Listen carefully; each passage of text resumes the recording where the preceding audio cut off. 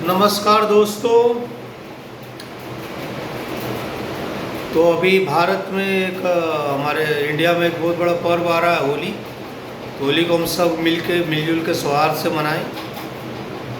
कुछ कुछ चीज़ें हैं जो हमें सोचने की ज़रूरत है। हमारा कंट्री किधर को जा रहा है, थोड़ा हमें आउट ऑफ द बॉक्स सोचने की ज़रूरत है। हमारे पॉलिटिशियंस के हिसाब से, किसी पॉलिटिकल पार्टी के हिसाब से सोचने, हमें एज ए सिटीज़न सोचने की ज़रूरत है, क्योंकि हमारे पास पावर है, वोट का पावर है, ये लोकतंत्र है, हमें सोचने की ज़रूरत है।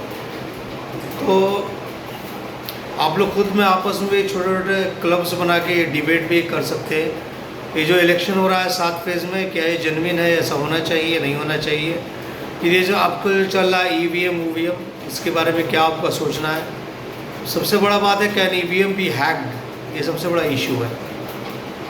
Can EVM be hacked? और EVM is completely neat and clean. तो ये तो आप लोग भी आपस में थोड़ा इसको ये कर सकते हैं, इस पर कुछ रिसर्च कर सकते हैं, कुछ डिबेट्स कंक्लूड कर सकते हैं अपनी स्टडीज़ के साथ या अपने जॉब के साथ। तो ये सब बातें हैं दोस्तों। और कुछ आपने देखा, कुछ अभी हाल में एक जो कि बहुत दुखद सी घटना भी हुई है उत्तर प्रदेश में। 2 छोटे बच्चों का कुछ मर्डर हुआ है। जो एक कुछ नौजवान जो मुस्लिम समुदाय के उन्होंने किया, पता नहीं क्या बात है क्या नहीं है। अपने यहाँ देश में ठीक है, जो हुआ तो बहुत गलत हुआ, मैं उसको कंडेम करता हूँ। लेकिन अब अपने देश की यह स्थिति हो चुकी है, कुछ पता ही नहीं चलता जो हो रहा है वो सच में वैसा ही हो रहा है जैसा दिखाने की कोशिश की जा रही है, उसके पीछे भी कुछ और है।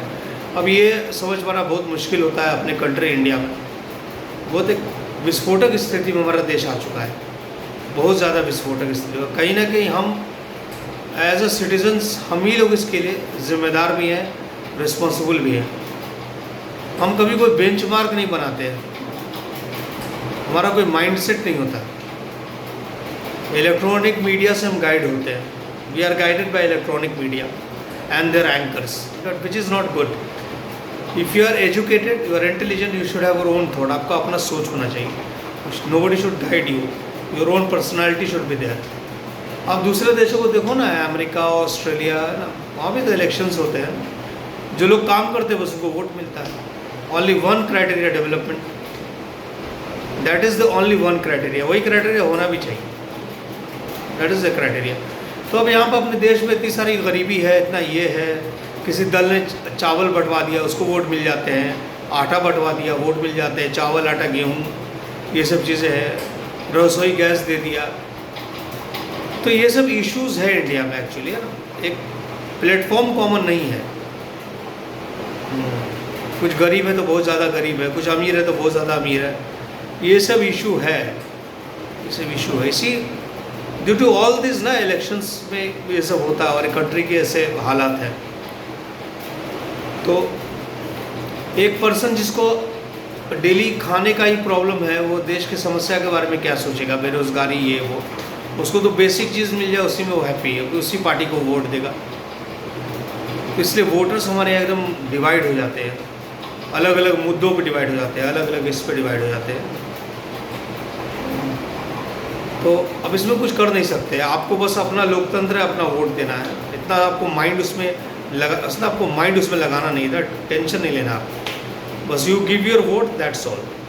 आपको अपना वोट केवल देना है, ये इम्पॉर्टेंट है। You must cast your vote, और वो अपने थॉट से देना है, अपने माइंड से देना है, अपने सर्च से देना, अपने रिसर्च से देना है। कुछ गूगल पे सर्च करके आपको वोट देना है। जाइए ना गूगल पे, सारा डेटा मिलेगा। लोग गूगल से किताब लिख लेते हैं ना।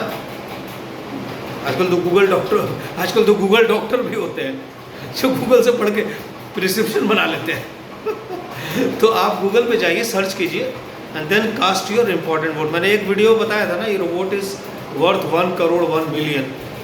Give value to your vote, okay. 7 phase हो चाहे 8 फेज़ हो, आपका जिस दिन वोट है वोट ज़रूर दें। मैं ये कहूँगा, वोट ज़रूर दें। वोट देना आपका काम है। Don't worry about which government will come, which government will fail, just cast your vote. अगर आपने वोट नहीं दिया तो आपको तो ये भी हक नहीं है ये भी डिस्कस करने का, ये क्यों जीत गई, ये हार गया। आपने तो वोट भी नहीं दिया, फिर आप डिस्कस क्या कर रहे हो? चलो दोस्तों, थैंक यू। चिल अप, सुनने के लिए बहुत बहुत थैंक्स। चल अब